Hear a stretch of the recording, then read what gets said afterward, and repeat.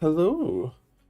How is everybody doing? How's things? How's life? How's your first? How has your week been? Let me reposition the camera a bit. Hello. How's things? Merry Christmas. Happy New Year. Welcome to exactly halfway through a decade. How are we doing? How's things? I need to move this around a wee bit. There. Yes. Hello. Welcome. Happy New Year. How has how has your 2 weeks been? It's been a short while. Um, yeah, I apologize if I'm ill. It's because I am. I had a pneumococcal vaccine on Monday, and it's now just hitting me, and I feel like I have the flu, and it's great. Hello, Empire of Noise. How you doing? How's things? How has your Christmas and New Year's been? Get anything nice? This is the problem. I was warm. I was very cold when I put this on. 2 minutes later, I'm now absolutely boiling and... have you missed me being not well? Because I haven't. Oh dear. Yeah. Quiet. Got myself a little laptop. Nice. Anything interesting specs-wise? AMD, Intel, dedicated graphics? Not?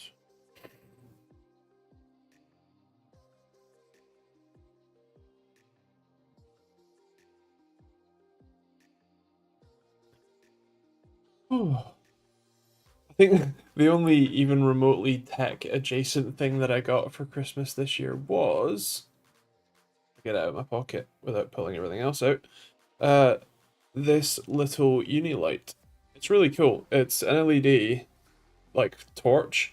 It's got keyring with the USB sort of charger built in, and then the second that you pull it off of the magnetic base, it turns on. Hold on, let me get you some J.J. Abrams lens flares. Yeah, look at that. Huh? Huh? Huh? Huh? Huh? Anyway, it's really cool. It's really light, it fits in your pocket, and it's really handy to have on you for like, just. Oh wait, that was a good lens flare. Come back.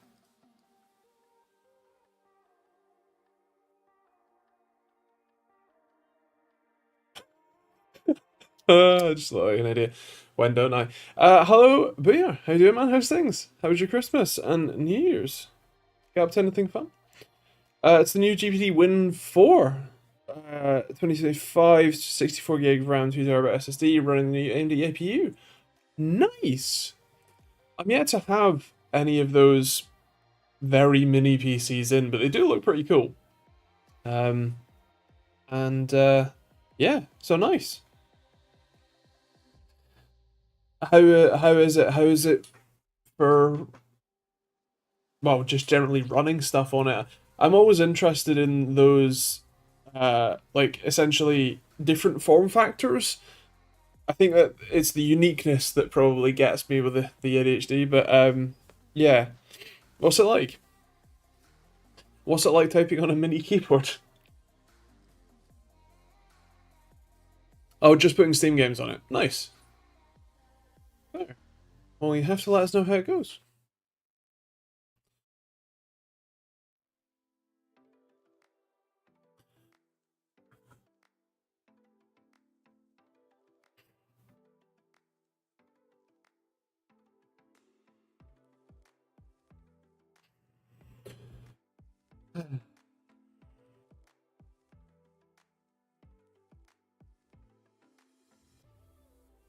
Mm.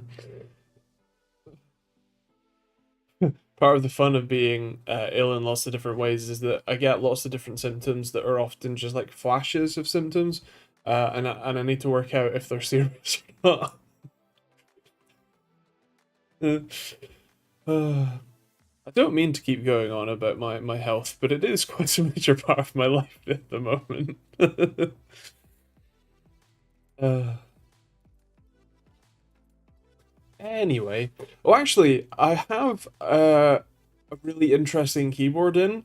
I've been testing today, and you'll see it in probably a couple weeks at this point. Um, the what you call it? It's the glorious GMMK3.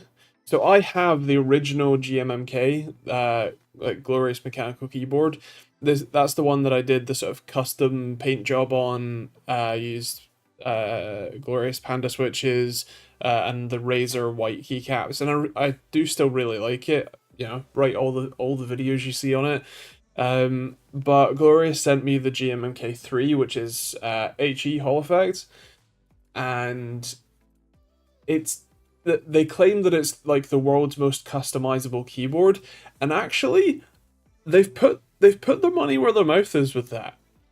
Like the screws are under the 8 rubber feet, but the 8 rubber feet aren't glued down or anything. They are like popped in place, so you can just pull them off and then just stick them back on, no problem.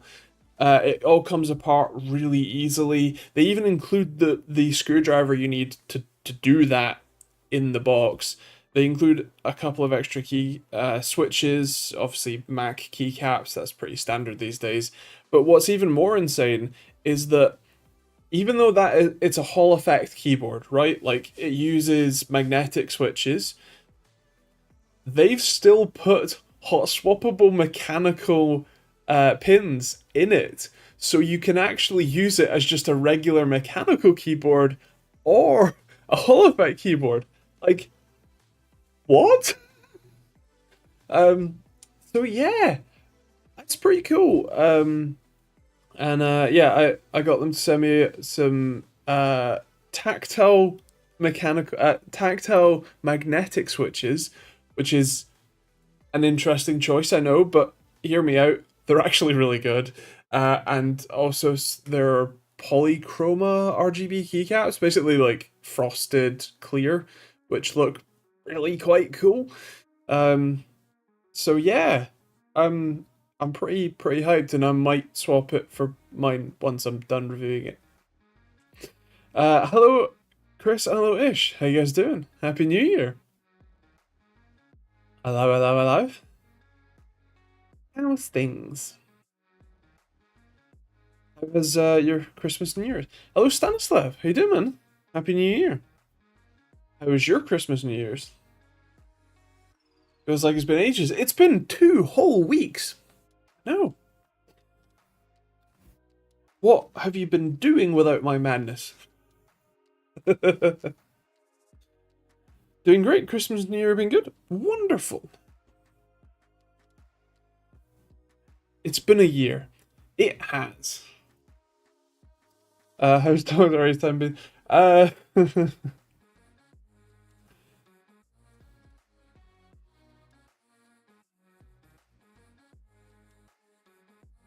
Technically fine.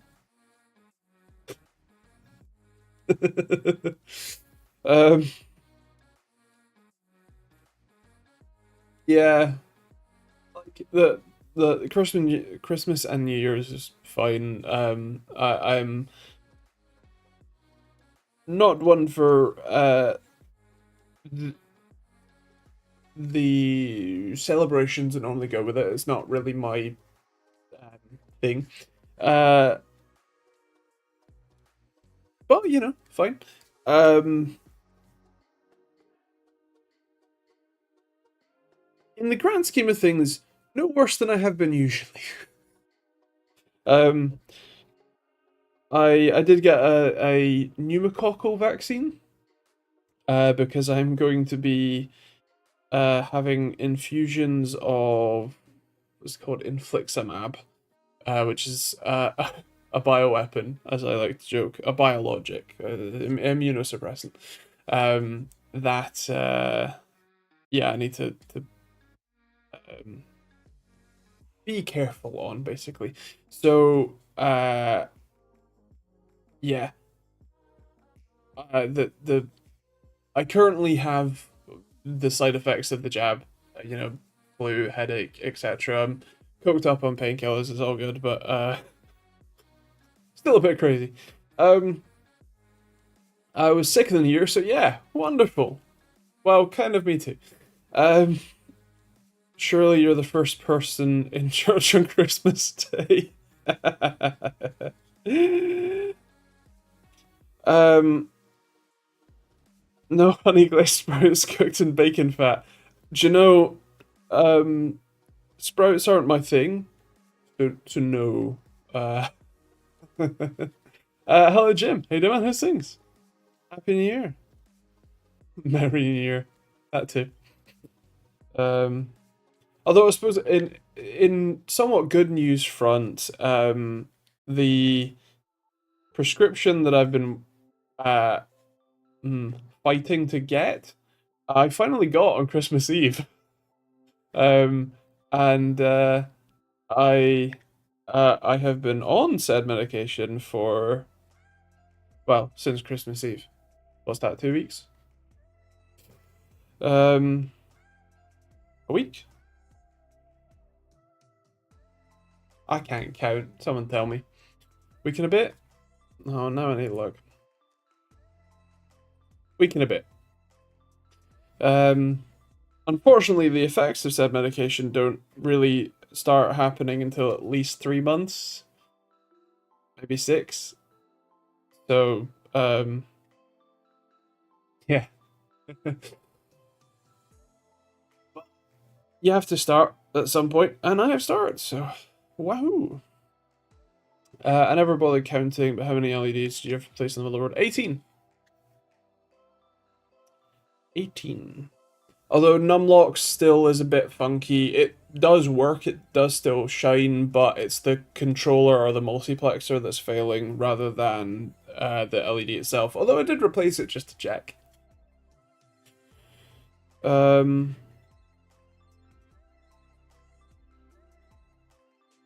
Is that the medication you lather on? Yes. Yes, it is. The doped hand sanitizer. uh, uh,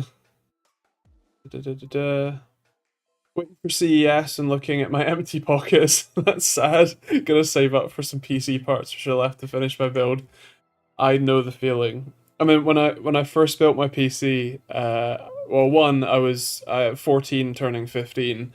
I had been saving basically all year, and I had been sort of micromanaging the build to the point where for like several months the only thing that I would do would be go on PC like components websites and just like check what prices were available for stuff and like think through what parts I'm going to build. I had an Excel spreadsheet, the works, and then saved up Christmas and birthday money because my birthday is in a couple of days, or it's next Friday. So people normally give me birthday and Christmas present at the same time. Often one present. I'm not sad about that at all. Uh, but yeah, so I saved up birthday and Christmas money and you know, basically bought everything at the start of January. And yeah. So I know the like staring at the parts, wishing you had the money to buy them. Yeah.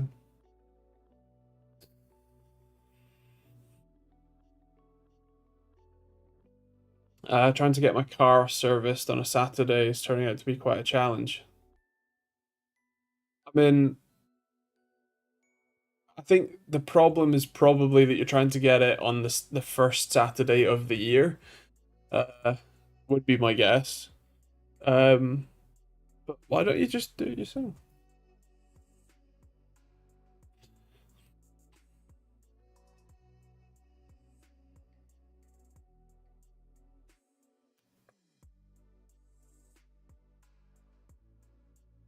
They do it, but I'm gonna have to wait until Feb. Jesus. Hello, Luca. How you doing, man? How's things? Happy New Year. That is quite the delay for a service. Jeez. Is it a major service though?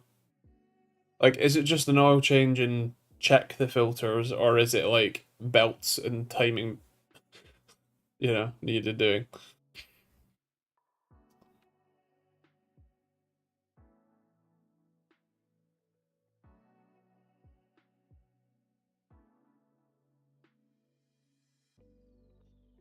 I want Mazda to do it because I'm trying to sell the car and it has full main dealer service history, so I might as well keep it. Oh, okay, fair. Yeah, main dealer makes sense for the timing. I mean, it makes sense for why you want to keep it main dealer service. Fair enough. They're going to charge you probably more than you'll lose in money, but fair enough. It's a chain engine. Yeah, I mean, the reason that my Volvo S40, the 1.8, had a chain is because a timing chain that is is because Ford bought Volvo, and at the same time they had a 30% ownership in Mazda, and Mazda gave them that 1.8 engine, which they put in one Focus and Mondeo model and one Volvo, the S40 1.8. It was the absolute like rarest Volvo and like version of the S40, which was really annoying to try and buy parts for. Even though it was also shared for what do you call it? With Ford themselves. Yeah. I don't have a car. City transport is nice here, so not necessary to have it. That's fair. I mean, I have a predilection to independence, so having a car is something that like. I I appreciate that a car is somewhat false independence because you're still reliant on the road networks and the fuel delivery, and all that sort of stuff. But the fact that at any time of day I can get in my car and drive anywhere I want is a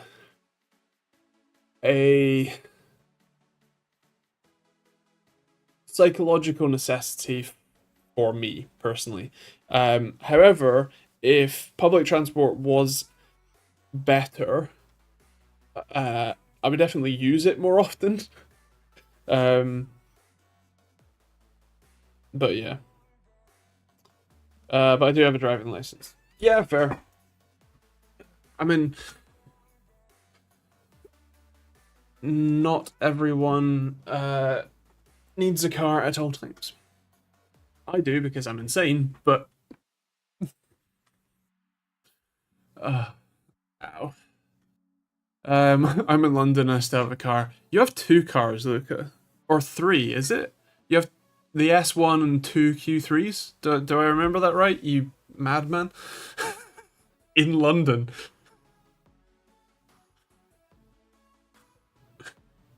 five at the moment. What?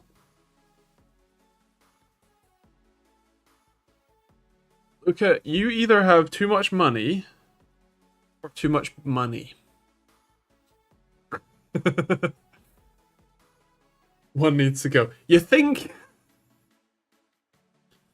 Are they all yours, or are you covering like your family's cars as well?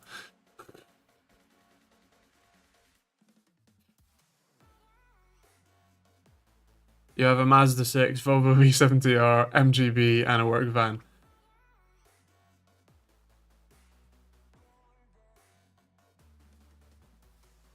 At least you live in the like countryside. um, family to share a car, but I bought one of the cars. Interesting.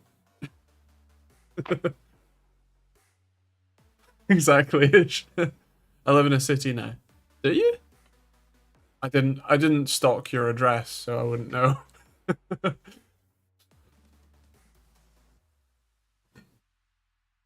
I do. I'll stalk it later. Does that make you happy?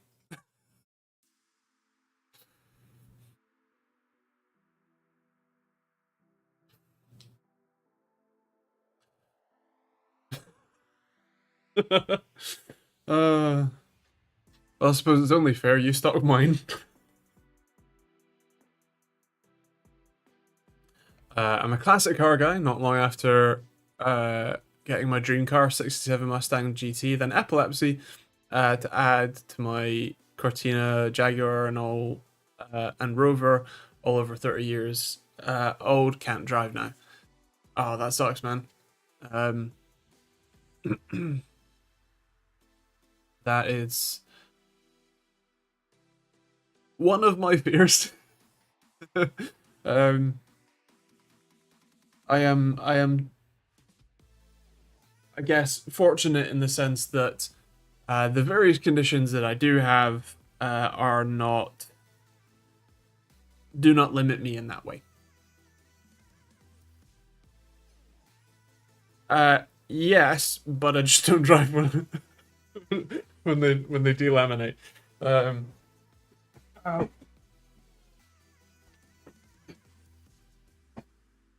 uh, Chris, I know you stalked mine.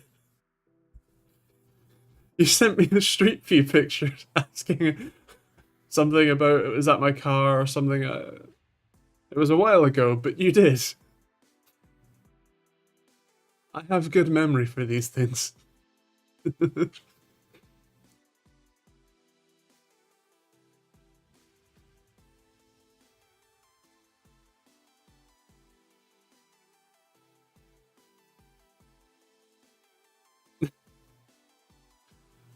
It's somewhere in one of the channels. I was gonna say.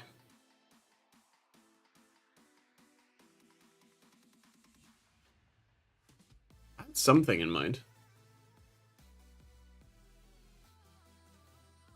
But it's gone. Love when that happens. So many speculations about and rumors about GPUs. They're getting out so fast. Well, personally, I tend to stay away from the rumors. Not necessarily because they're not true. A lot of them are. It's just the way the world works. But it's pretty hard to discern which are true and which are false uh, without like supporting evidence, basically. And you don't get that supporting evidence until the launch. And so I found that I would be, kind of hyping myself and you lot up about a thing that doesn't exist yet, only for it to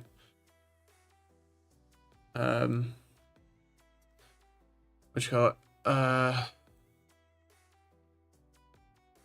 Some of the facts to be wrong and it to be less impressive than it actually is and whatnot. And I have a hard time with expectations anyway.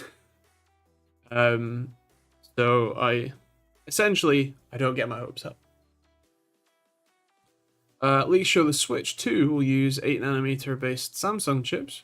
Cool, so sticking with the last century vibe.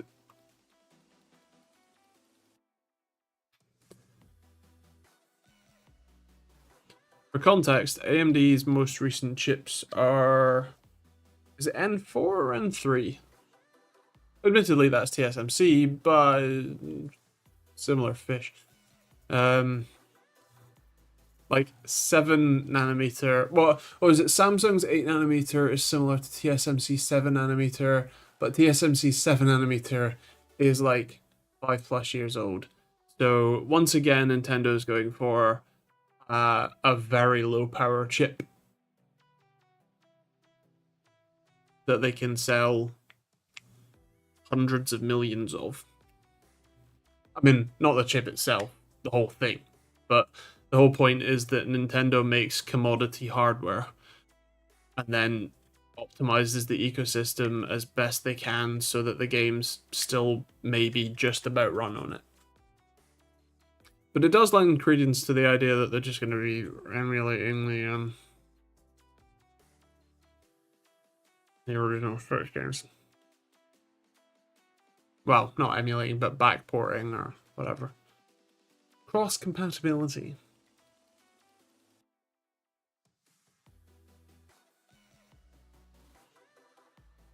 Nintendo don't do any good chips.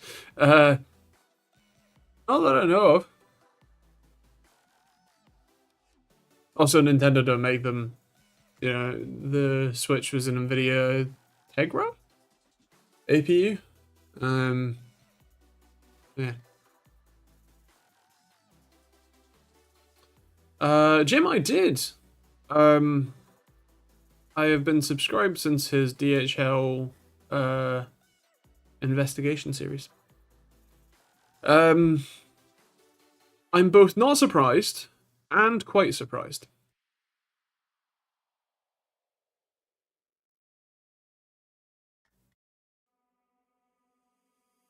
As someone who is very familiar with, especially the Amazon, actually no, hold on, let me step back several steps.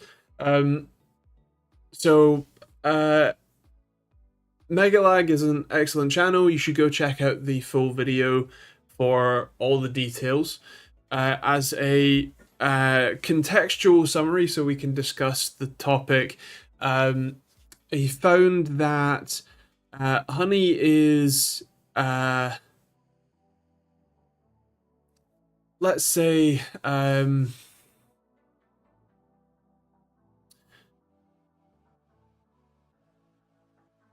fraudulent in a number of ways and scamming their own creators and influencers in other ways. Unsurprisingly, Honey as a platform being a like paid business, like if you see a project that's an open source, like complete not-for-profit venture, something like uBlock Origin, where its existence is because an angry nerd, someone like me, it's the reason why these exist, wanted it to exist, then that generally has a higher level of trust than a commercial service, especially a commercial service where they do not take payment from you, and in fact, in some cases, give you payment back. That means that you are the product that they are selling to someone else. Now, the obvious one was that they were selling your browsing data. Knowing what shops you go to, what you buy, where you go, what you watch, all that sort of stuff. That was kind of the given. But the interesting things are that it's actually a full service platform for the businesses. So the businesses can control what coupon codes Honey will report, which is interesting, because it means that Honey's advertising for the last 5+ years of "we find you the best deal" is a fraudulent claim, because their whole platform says, hey, we let the businesses control which coupon codes, no matter if the other coupon codes would actually work, we let them cap the maximum discount that we will show them, for example, because the businesses know that some amount of discount can help people convert into a sale, whereas but too much of a discount is just giving away free money, basically, for the businesses. So I understand why the business do it. I understand why Honey does it, but Honey lied. So that's one point. The second point is that on the creator side, one of the ways that I sustain myself is through affiliate links. They're in the description of this stream and in all of the videos. As an example, Amazon is one that I'm very familiar with, thanks to building locally links and being an Amazon affiliate for over a decade now, or an Amazon associate, whatever.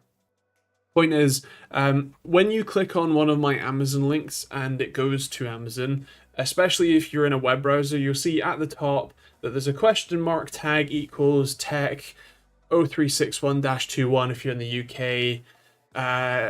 It's like tech 042-22 in the US or something like that.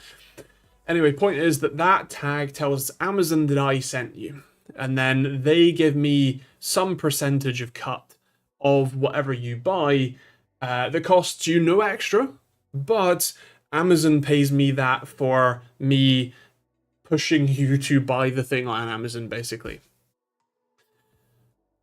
So the thing is, the way that Honey, the browser extension, works is that if you interact with it at all, and I mean including just to tell them, like when it pops up saying, sorry, there's no rewards to be had, there's no Honey Gold, there's no coupon codes, sorry, we couldn't find anything. If you click continue or OK rather than the little X, they change the affiliate link code that your browser has stored. So if I were to send you to Amazon,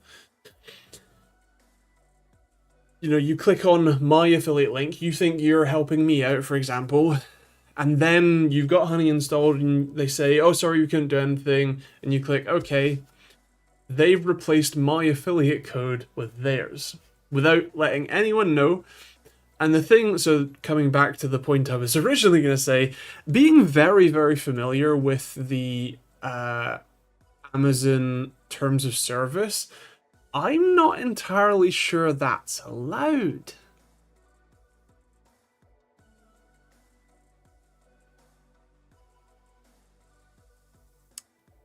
And Amazon has a very interesting policy when it comes to their affiliate link system, which is they send you an email if you're not in compliance. You have 1 week to rectify whatever it is, and they don't often give you much advice on what it is that is wrong. You have to just kind of guess, make some changes, email them back and say, hi, I think I fixed it. You didn't really tell me. Are we good? And then if you don't reply, they just ban you for life. Ask TechteamGB. And sometimes they'll, you know, so I've had that done once, and they said, yeah, that's fine, thank you for your cooperation, goodbye, and we were all good. But yeah, you have a week to fix it. If they email Honey, it'd be so funny. Hello, Joe. And also, hello, brother man. Glad you don't dwell on the rumors. Seems to be several YouTube channels that quote a single sentence leak and each other to fuel some wild speculation. Yeah, it's kind of tech drama channels, you know? Because the funny thing is that if you are someone, especially if you're someone who like gets review samples for those parts. Sometimes I do, especially for like Intel and occasionally AMD, but never NVIDIA. Once they have told you about what it is they're launching, you cannot talk about it. Now, some people skirt that by only ever quoting rumors and things, like only ever showing what people have already said publicly online in rumor form, but that's still a bit dicey. But point is, if you're hearing about it, it's from someone who probably doesn't have access to the actual information, because if they did, they'd be under NDA. So you can only go off whatever is, you know, public, whatever someone posts on Twitter or whatever else. And so, yeah. A lot of the leaks are often somewhat accurate, makes sense. There's a lot of, you know, people in the chain, and so it's really hard to keep secrets, especially if like people are excited about it. You know, like the engineers that work on you know, these products, they've worked for years to build these new video cards, as an example. And so yeah, there's a good chance that if you happen to be, you know, buddy with one of them and you get them chatting, they might tell you about it despite, you know, not really being allowed to, because they're excited. Human nature. Which is why it's really hard to keep like big, you know, national level secrets. That's why you have to keep that secret to as few people as possible to ensure any amount of secrecy, and even then stuff still gets out. So yeah. Tom Scott read out some of the objects his fans ordered via his links, and funny stuff like black rubber lady pleasuring snakes. Yeah, I haven't looked at my like what people buy in years now. I used to track the tech stuff, so that I could show companies, what stuff I've sold through links, and therefore help convince them to, you know, sponsor me and stuff. Um, but yeah.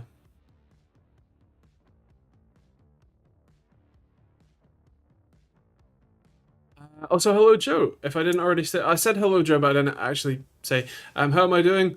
I got a pneumococcal vaccine on Monday, and I'm now feeling the effects, including a headache and flu-like symptoms and a very fluctuating temperature, like fever. And I'm feeling a bit sick. Uh, so yeah, not great. um.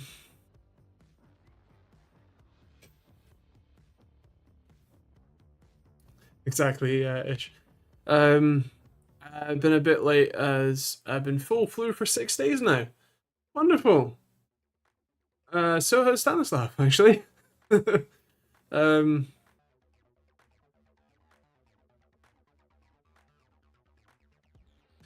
some companies don't like completely honest reviews. I've lost a couple of sponsors from that. I know you have too. I have indeed. So you have an RP as well. I hope you're better soon.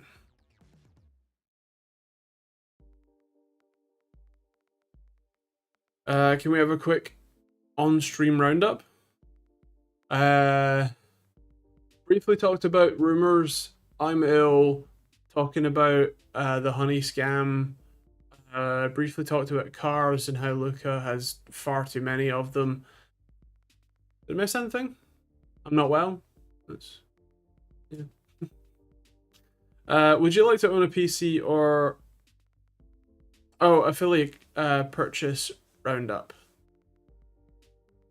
Affiliate purchases don't cost you anything. They help me survive, and Honey steals those affiliate conversions from creators. In fact, from anyone who has an affiliate link. If you have Honey installed and interact with it in any way, they steal the conversion from you.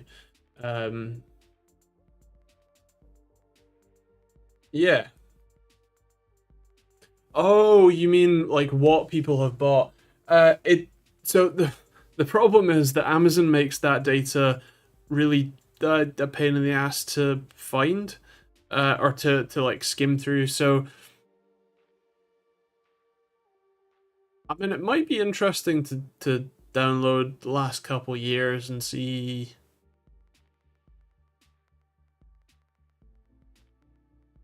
what people have bought.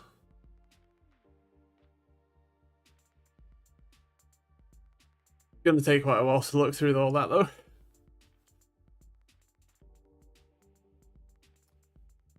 I will have a lookish and I'll report back either next week in a stream or in a video.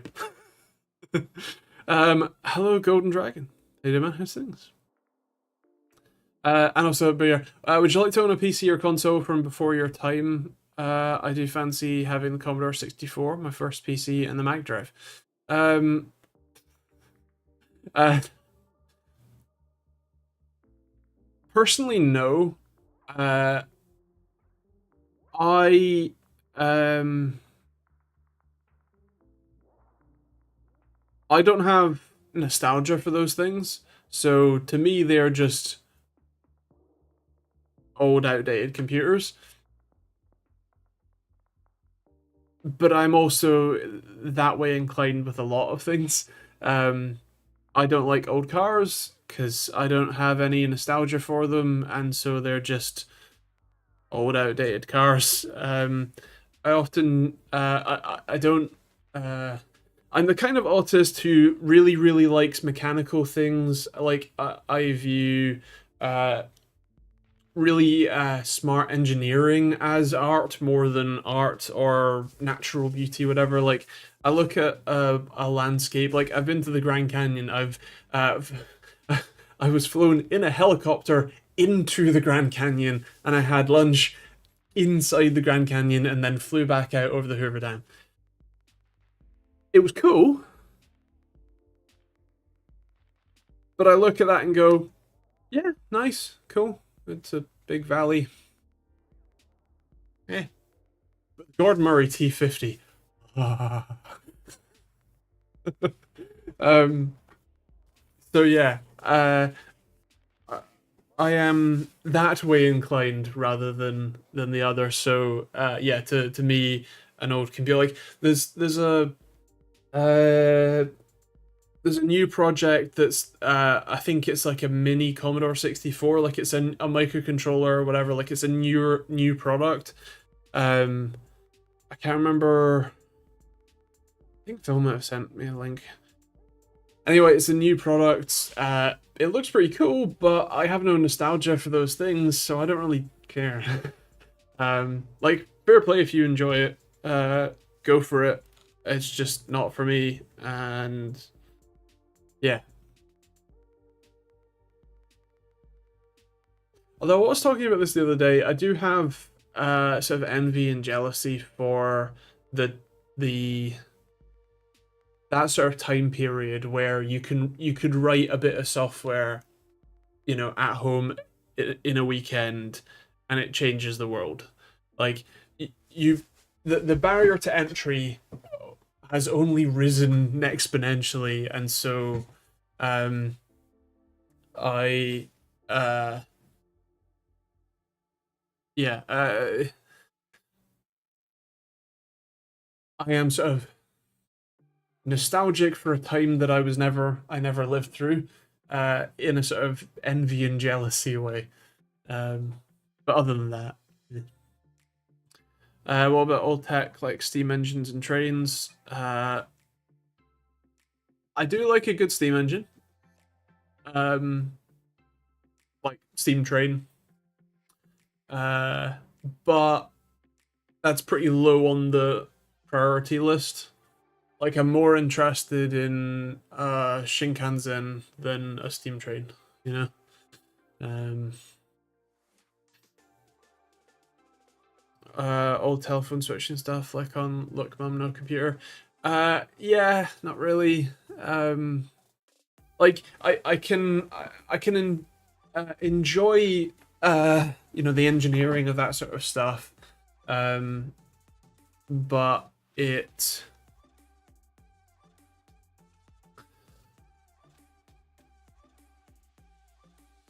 the more modern and high tech, the more interesting. Uh, let's say I am very future looking. Um, yeah.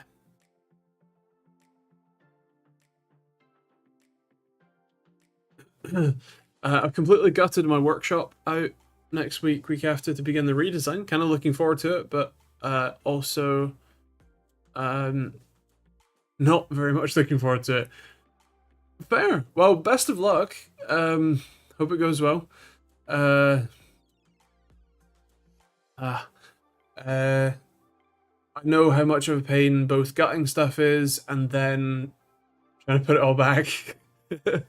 um, yeah, best of luck on that one.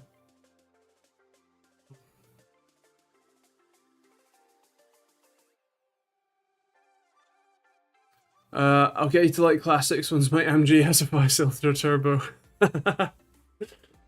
Still no. Still no. Um, yeah.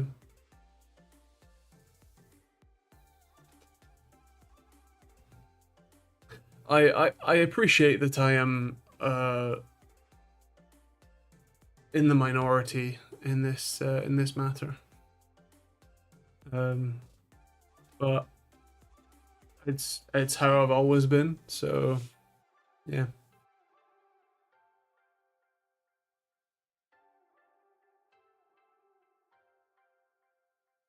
can't really explain it.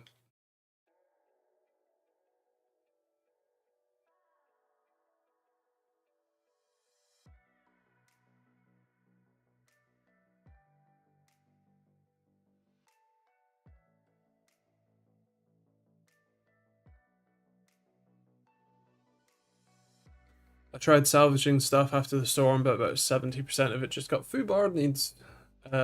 So needs doing. Should look good when done, but I'm as motivated as summer to help pull people out. Nice. Very new cars. I generally dislike, with very few exceptions, too much tech. So I actually kind of agree.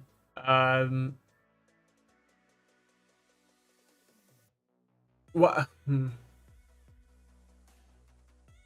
The tech itself, I like the idea of. Like, I like the idea that for the really boring bits of driving, like just trundling up a motorway, I could press a button and the car would drive itself and I can not pay attention. Like that, the lane keep assist, radar guided cruise control, all that sort of stuff, would be really cool to have. The problem for me is the control element, because I've driven several new cars. Perks of being a very, very part-time car reviewer, which is that they have tried to kill me. Driving the Ionic 5, the automatic lane keep assist, which you cannot permanently turn off, tried to kill me. It steered into the opposite lane with oncoming traffic, and if I had not fought it, it would have killed me and my wife. Because it was a national speed limit road, we were both doing 60, and it tried to steer me head on into oncoming traffic. And the fact that you cannot turn that off permanently, at least without, hacking the car, that's the problem I have with it. Because it's a really useful feature. If I could have it on in certain scenarios where, I know that I am a little on the tired side, I know that, whatever, that it's a bit of a very boring stretch of road and maybe I might wander, which doesn't happen. I don't have that in my car and I have no problems, but let's pretend. Like, I like the idea of having it available, that I can choose when to turn it on, but the lack of control is the thing that is the reason why I have a car in the first place, because I can control where and when I go. I don't have to wait for a bus or a train, or take a bus to the train to then take a train to the bus. Point is, the lack of control is the problem that I have with the new cars. Also, the fact that the cars are spying on you and that they've removed all of the physical buttons in favor of cheaper to install touchscreens, that also irks me. But yes, I agree, but probably for different reasons. It's not too much tech, it's too badly designed and uncontrollable tech. I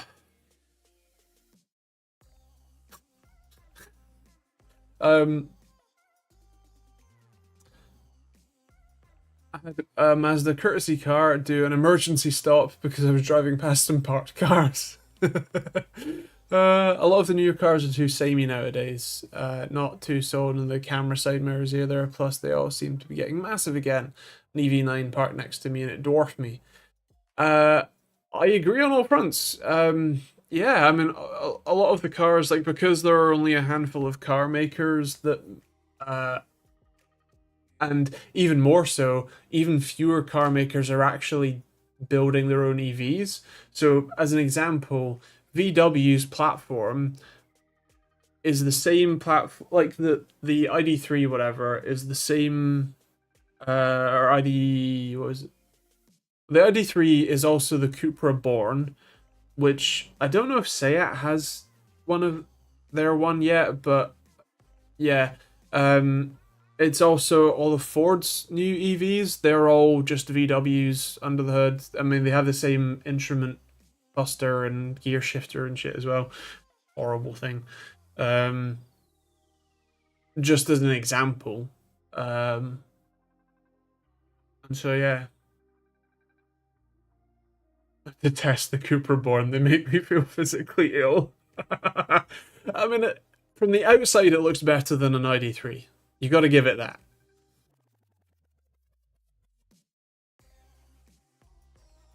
But Mazda still put physical AC controls in their car. They actually care about user experience. Nice. Oh, and Jaguar are doing a bold new move for their cars. Yeah, well, part of that was that they overproduced the I-Paces to such a degree that they stopped making any sales. So they stopped making them and decided to do a bold rebrand instead, which is bold.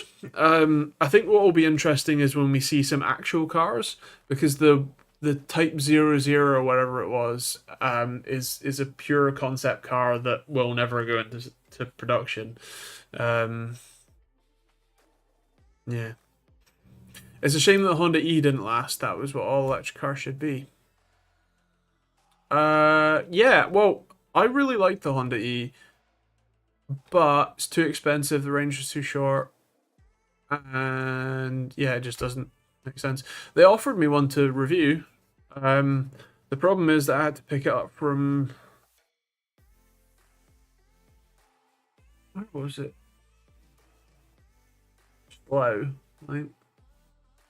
Which one? Slough. And two, the range for the Honda E is 130 miles. The drive from there to here was 130 miles. But that 130 miles is WLTP, which means realistically, even on a summer day, at motorway speed, you get at most 100 miles.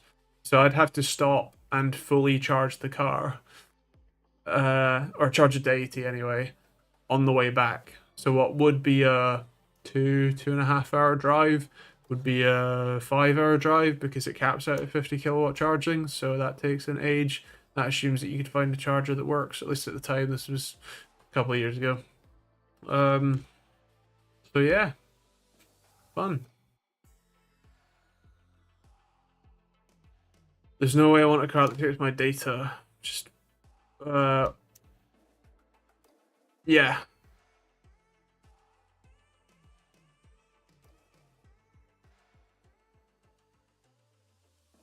We are. I don't know. I assumed that they would be making whatever new cars they were working on, but I don't know.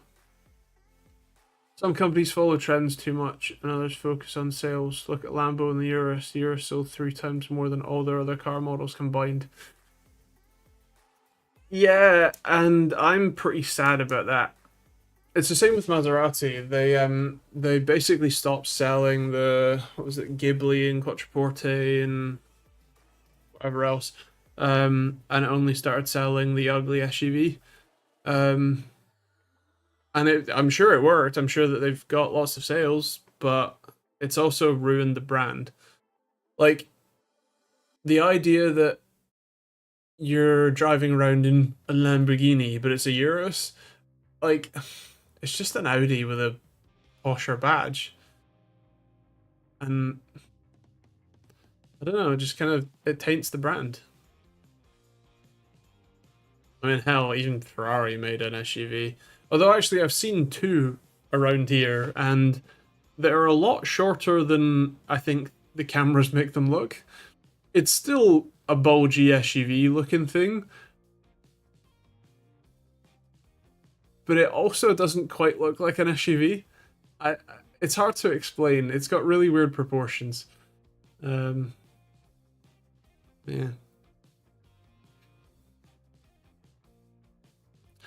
I'm quite shocked there haven't been any new motorway service stations that are focused on EV fast charging to cope with this forced rollout. Surely that would solve lots of people's range anxiety.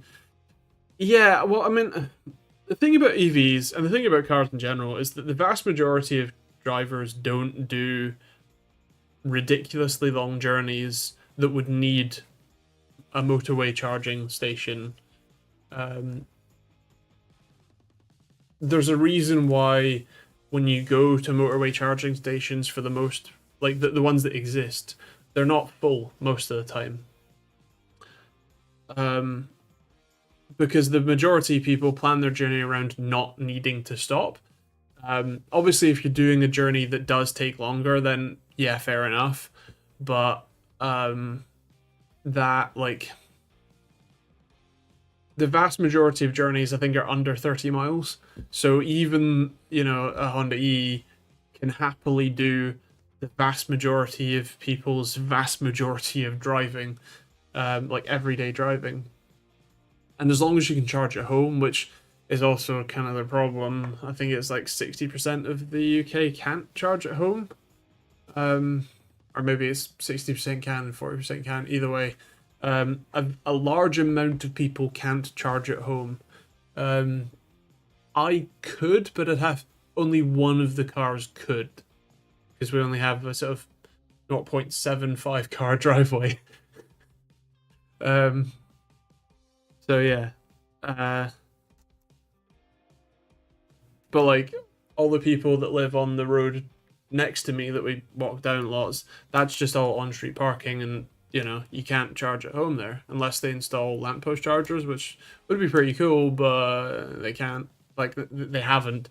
So yeah, that then becomes a problem. Although if you could charge at work, that's better, but and again, not all car parks have had it fitted, chargers fitted, so.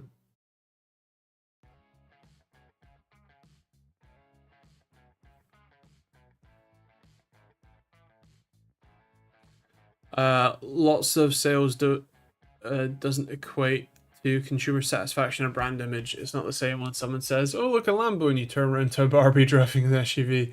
Yeah, well, that's kind of what I mean, is that they have ruined their brand image, or tainted it at least. Because the thing is that like Lamborghini could have made like a little people car, They could have. They could have made a fairly expensive little Toyota Aygo. Technically, Aston Martin did that, but there's only a couple of them, so they're really expensive. But it's called the Aston Martin Signet. But like they could have, they didn't, because they wanted to maintain the brand image until they decided to cash in and start making Audis. Sorry, Uruses. It's an RSQ8. Same engine, same power.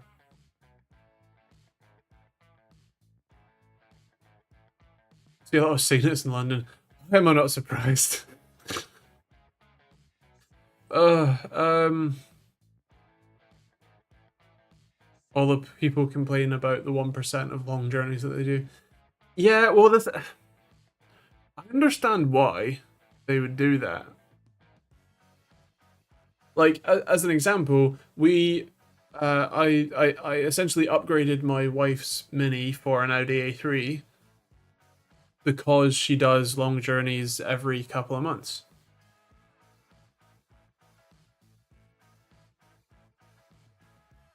But there is no easy and practical way to, just rent a car for that weekend or whatever. Even though we have an enterprise rent a car, like 20-minute walk that way. But like, well, 20 minutes is a stretch. It's probably a further walk. Anyway, point is,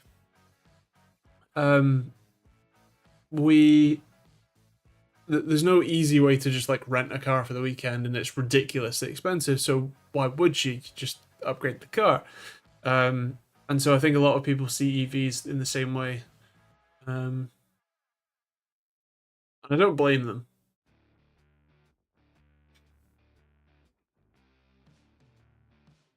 But it all comes down to better infrastructure, doesn't it?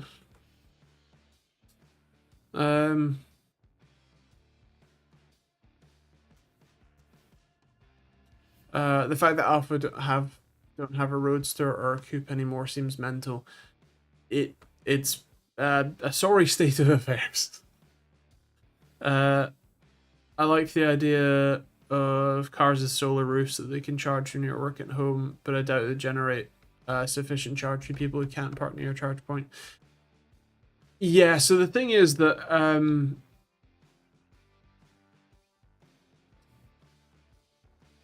one of the solar panels that I have in my garden that run my, so I have three. The three panels have a total peak output of about 1200 watts, 1.2 kilowatts. Each of those panels is a 400-watt panel. Now, they're a couple years old, you can get a little bit higher, but let's say even at absolute peak efficiency, you get 500 watts out of a 2 meter by 1 meter panel, which, bear in mind, is larger than my estate car's roof, right? But let's pretend that you can fit 500 watts worth of peak generation on a car roof. What is 0.5 kilowatt hours for a couple hours a day gonna do to your battery range? Considering most EVs have somewhere between, well, let's say about 80 kilowatt hours of battery space. Some of them, a little bit lower if they're more city cars, and some of them higher if they're, more long range vehicles, whatever. But if you've got 80 kilowatt hours of battery capacity and 0.5 kilowatt hours of charging for a couple of, hours in a day, maybe you get 2 or 3 kilowatt hours at most out of the that solar charging, and that's maybe a mile or two of range. Like, cool, but you gotta not leave. You gotta not move the car for a month for it to charge effectively. Like, sure, if you only have a 1 mile commute, whatever, fair enough. But I would counter with the idea of not owning a car and just walking or bicycling or e-scootering instead.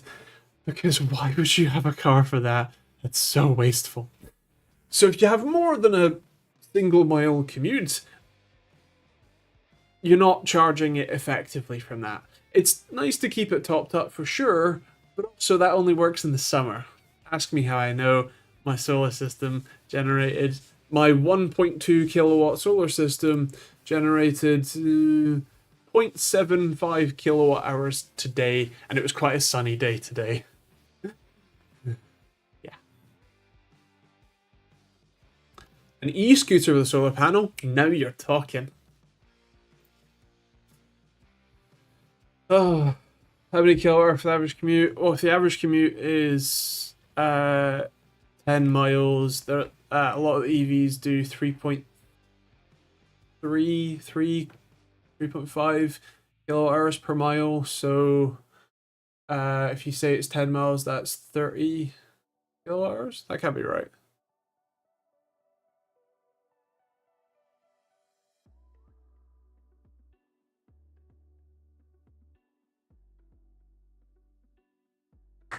I'm gonna have to get back to you on the maths on that one. I can't work it out. Can't remember. 1 mile commute by Citroen Ami. Okay, yeah, fair enough. Yeah.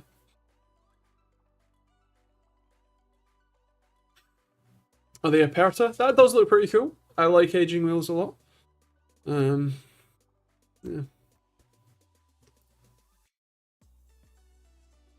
Yeah. Yeah, the solar power unlimited range car.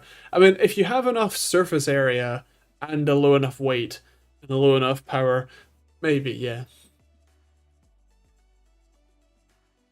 Check out Carwow's range guide videos. The car for the assurance, that's true, yeah.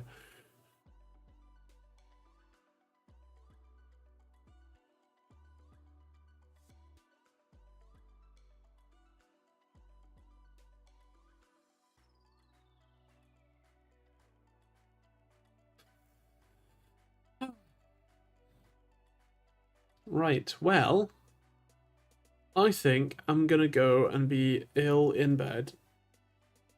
I will be the video tomorrow and Monday, and basically back to normal, including stream next week. Yeah. So yeah. Happy New Year, everyone. I hope you all have a wonderful weekend. And yeah, I will see you all tomorrow, Monday, and next Thursday. Right. I'll catch you then. Bye.